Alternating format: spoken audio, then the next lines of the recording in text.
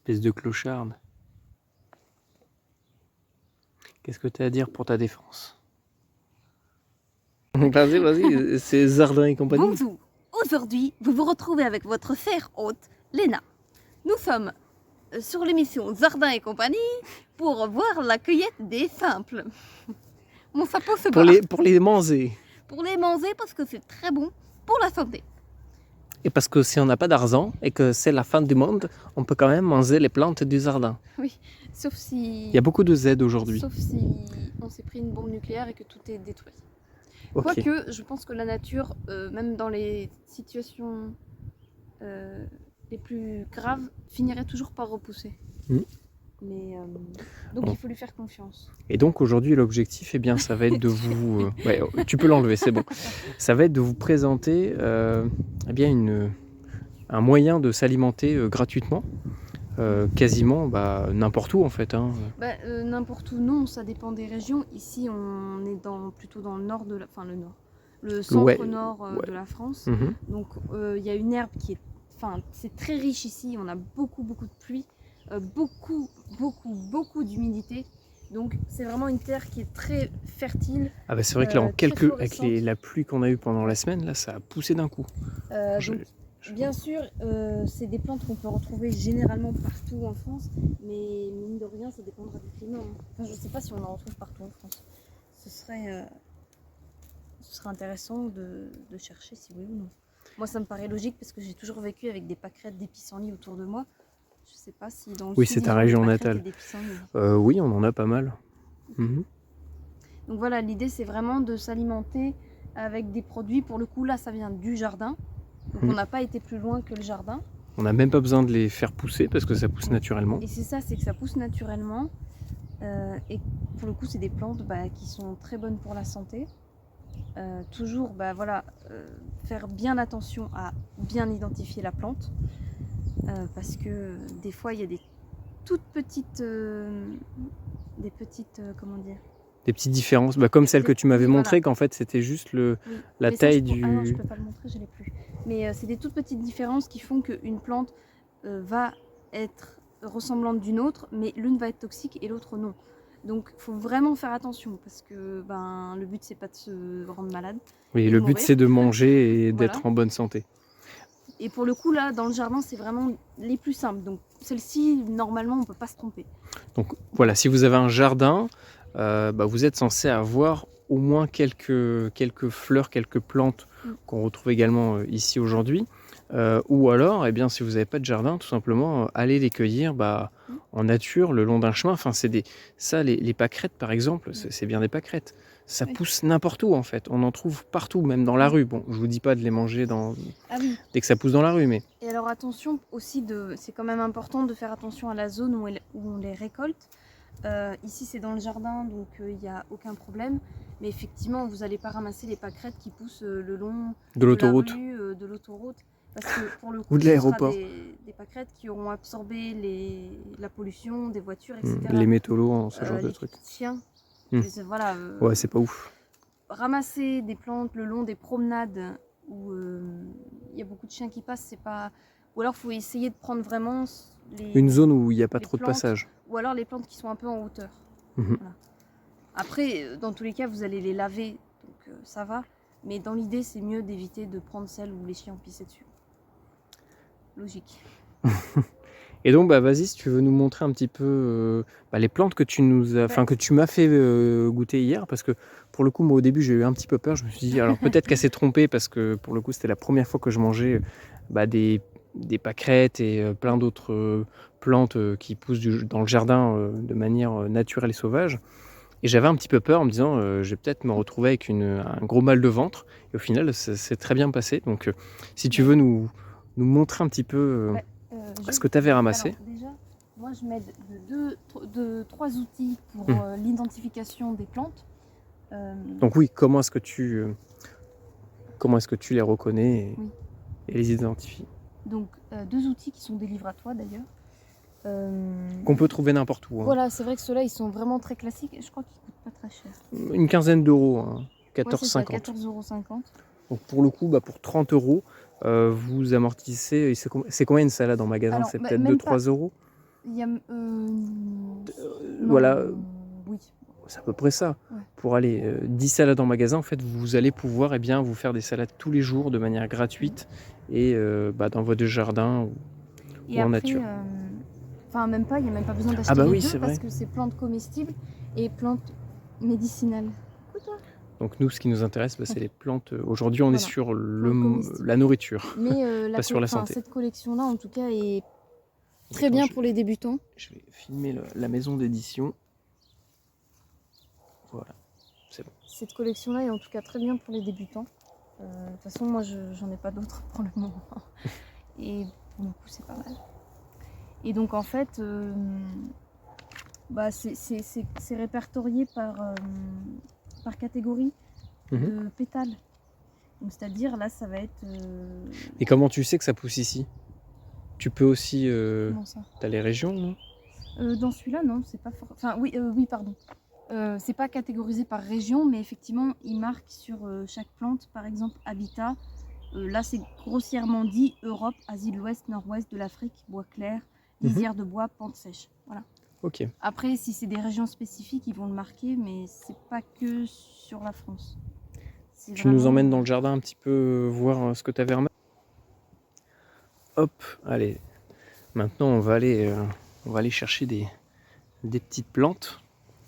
Tu vas nous montrer vite fait comment tu procèdes pour les identifier. Et puis on va en ramasser quelques-unes et puis on va faire une petite salade.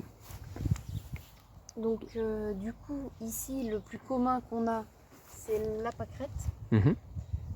C'est difficile de la confondre avec autre chose parce que ici dans nos régions, c'est vraiment ce qui pousse le plus généralement dans les jardins.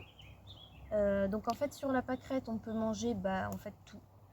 On peut manger donc toute la fleur, toutes les pétales, je sais pas comment ça s'appelle, il y a tout. En fait, on mange pas tout. les pistils, mais on peut manger la tige aussi. Bon, après, c'est peut-être pas forcément hyper bon.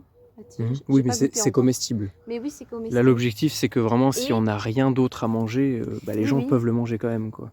Donc tout ça, et on peut aussi manger les feuilles. Donc c'est ce que tu avais mis dans tes cookies. Les pâquerettes, c'est bien ça, ouais, parce que Madame fait des cookies à la pâquerette. Et franchement, c'est super bon. Et donc, on peut aussi manger les feuilles qui ressemblent à ça. Donc en fait, tu ramasses tout à part les racines, quoi. Grossièrement, ce que tu peux manger. Oui, et même encore, à confirmer, mais je pense que tu peux manger la racine aussi. Ouais. Après, pour arracher la racine de la pâquerette, faut le faire, quoi. Le but, en fait, non, mais c'était pour le but savoir de la cueillette, c'est ça aussi. Enfin, il y a une question d'éthique. Je fais juste un petit point là-dessus. Ah, mais vas-y. Une question d'éthique. Le but, c'est pas de saccager, voilà, exactement, de raser la zone là où tu vas ramasser. Le but, c'est d'en cueillir quelques-unes et pas forcément les plus belles. Faisons plaisir à la nature, même si celles qui sont un peu plus moches, elles seront bonnes quand même. Et donc, c'est de vraiment cueillir juste ce dont on a besoin, parce que tout ce que tu vas cueillir aujourd'hui, ça se gardera pas forcément frais demain. Donc, soit tu le transformes d'une manière et tu peux le conserver plus longtemps, soit tu le consommes. Mais le but, c'est vraiment de laisser à la nature ce qu'elle produit aussi. Donc, moi, je me suis mis comme règle, j'en prends à peu près, forcément, une sur 3. Parce qu'au moins, je sais que c'est bien équilibré. En reste 2 et que les 2, elles fertilisent le reste du sol. Que si tu enlèves tout, au final, elles ne pourront pas se reproduire et il n'y en aura plus, puis on va mourir de faim. Puis dans tous les cas, vas-y pour manger tout. Enfin, mine de rien, oui, tu peux en manger beaucoup, mais attention aussi. Les plantes sauvages, souvent, c'est des plantes pour le coup assez puissantes. Et donc c'est à petite pas dose. Consommer dans l'excès. La pâquerette, ça peut vite t'amener à avoir des nausées, des vomissements si tu en consommes trop. Donc l'idéal, c'est d'en consommer un petit peu, puis d'arrêter, d'en reconsommer, d'alterner entre différentes plantes sauvages en fait. C'est pour ça, l'idée, c'était pas juste de vous dire, voilà, les pâquerettes, il faut les manger.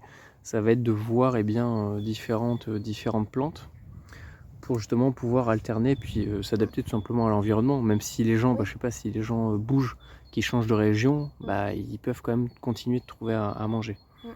Donc ok, il y a la pâquerette. Donc la pâquerette, on peut tout manger, donc on peut les faire griller dans l'huile d'olive, c'est On va en ramasser quelques-unes si tu veux. J'ai dit une sur 3. Ça va être compliqué. Mais en fait, tu fais comme ça, regarde. Ouais, vas-y. Ah, tu ramasses que le... Ok. Bah, pour le coup, c'est ce que je trouve qu'il y a de meilleur. La tête. Et non, mais comme ça, regarde, ça marche super bien. Tu vois? Et oh, c'est ma technique, ok? Ok. Et voilà, donc pour les C'est plus pâquerettes, rentable. après, on a juste à côté le pissenlit. Alors pareil, attention, le pissenlit, il faut bien l'identifier. Bon, moi c'est pareil, ici je sais qu'on a que des pissenlits dans le jardin parce que je connais mon terrain, je connais tout ce qui pousse à peu près ici. Donc je sais que ça c'est des pissenlits dans le jardin. Mais il y a plein d'autres plantes jaunes comme ça qui lui ressemblent. Donc il y en a beaucoup qui sont comestibles, pardon, comestibles. Cosmétique. Non. Et voilà, toujours vraiment c'est important, bien identifier sa plante. Et si tu as un doute, tu la Tu prends ramasses pas. Ouais, moi c'est ce que je te l'avais dit. Hein. Ouais. Moi, mon grand-père, les champignons, il m'a dit si t'as un doute, tu prends pas. Vaut mieux pas prendre le risque et moins manger que de finir malade ou mort. Donc pareil, donc le pissenlit, ça tu peux tout manger.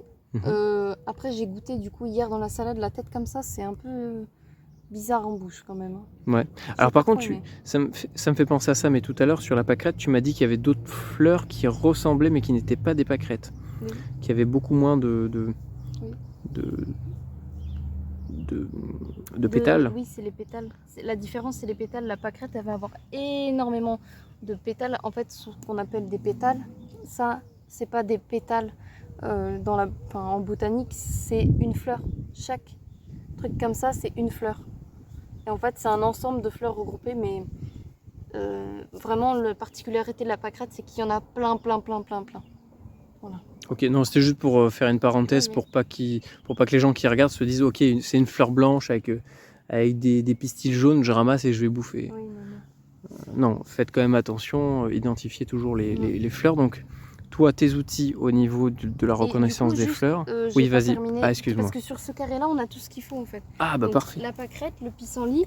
Le pissenlit, on peut ramasser donc la tête et aussi les feuilles. Alors ça, tout le monde connaît. Hein. Les tout feuilles. le monde en a.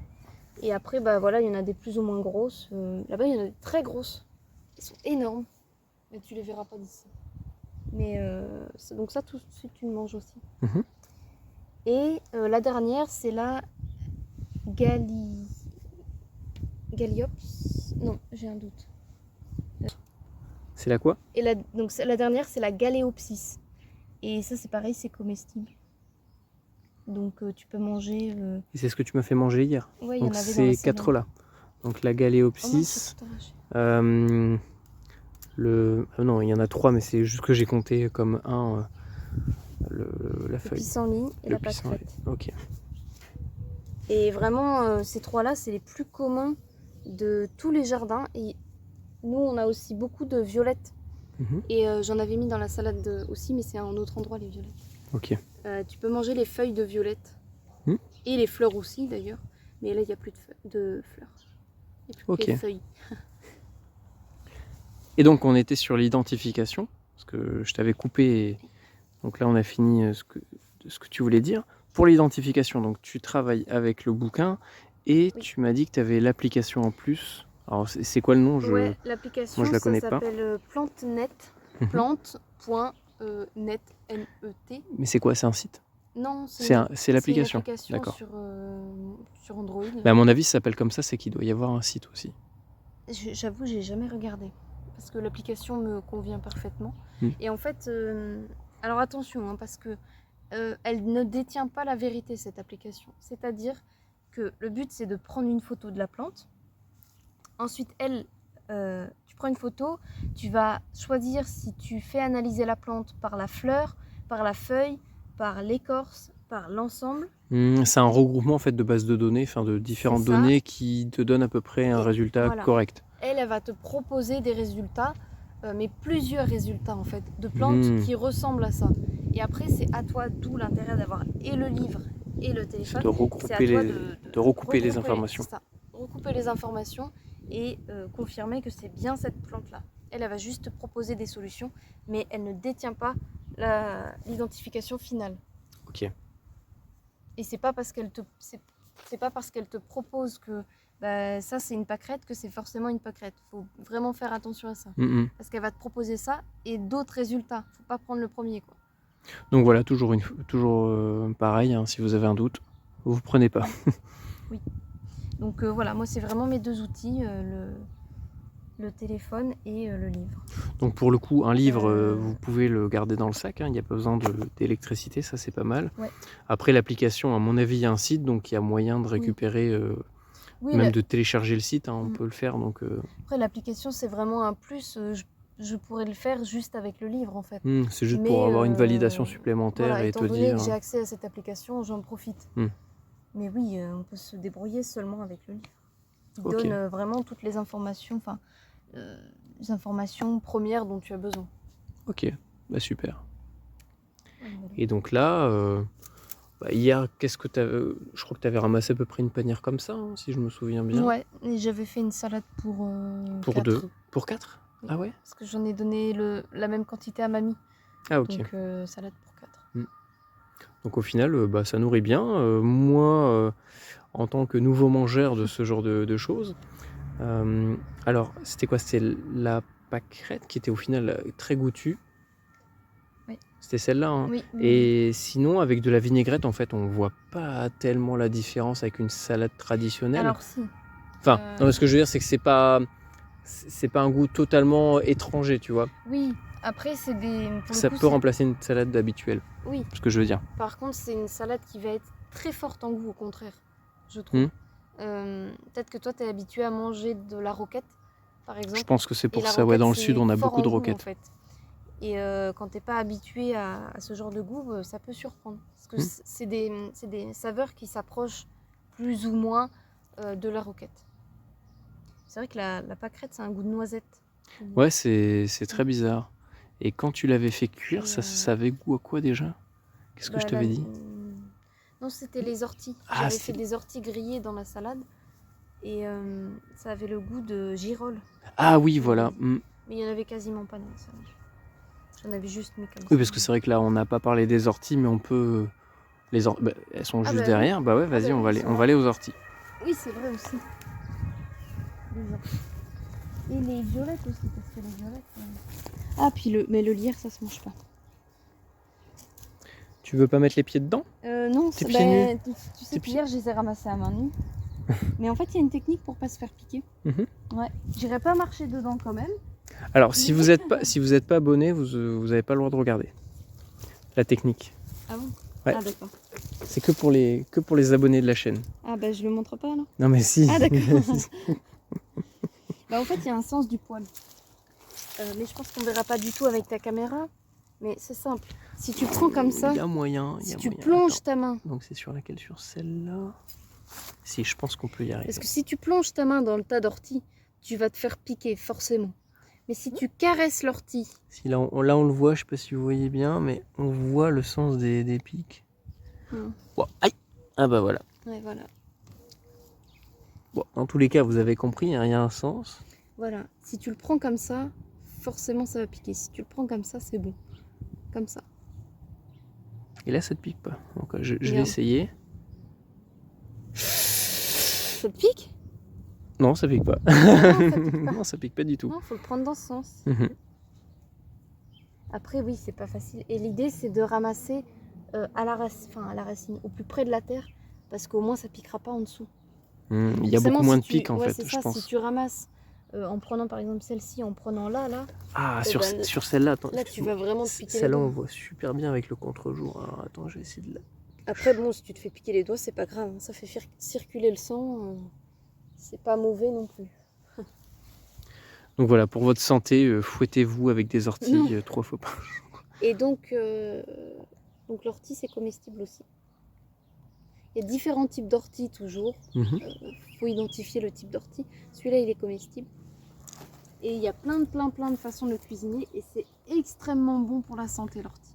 C'est une super plante drainante, tonifiante, nettoyante, purgeante. Enfin, vraiment, au printemps, c'est la plante qu'il faut consommer parce qu'elle te permet de nettoyer tout ton corps après l'hiver. Après les bonnes raclettes.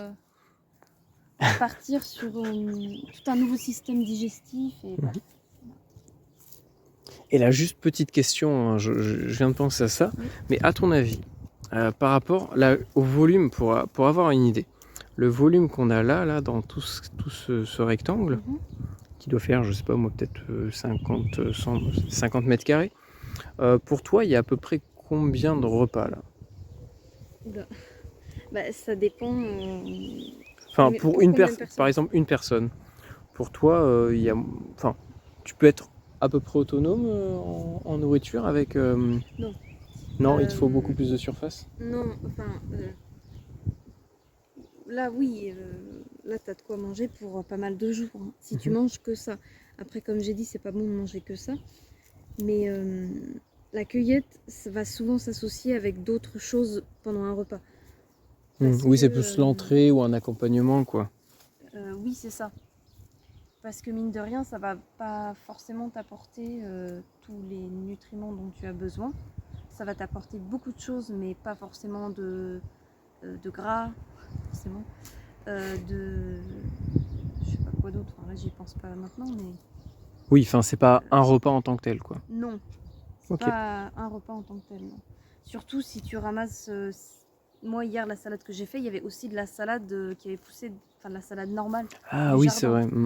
Donc, c'était pas que du sauvage non plus. Euh, parce que sinon, je pense qu'il faut ramasser pas mal quand Mhm. même pour se faire ne serait-ce qu'un repas. Mais là, oui. Ouais, tu tiens plusieurs jours avec une surface comme ça, quoi. Ouais. Ok. Bah écoutez, c'est tout pour aujourd'hui. C'était manière de vous faire une petite intro sur tout ça pour vous montrer qu'en fait, même sans argent, même sans jardin, on peut quand même se nourrir. Et puis, pour ceux qui sont sur Patreon, eh bien, on va vraiment faire une analyse complète. On va décortiquer tout ça, puis on va vraiment inspecter les fleurs et on va vous montrer comment procéder pour vraiment bien identifier les plantes les plus courantes et pouvoir les manger. Voilà, j'espère que ça vous a plu. Et n'hésitez pas à nous apporter des rectifications, des conseils, etc. en commentaire. Toujours en rapport avec l'autonomie alimentaire en version prolo survie. Et je vous dis à une prochaine. Salut!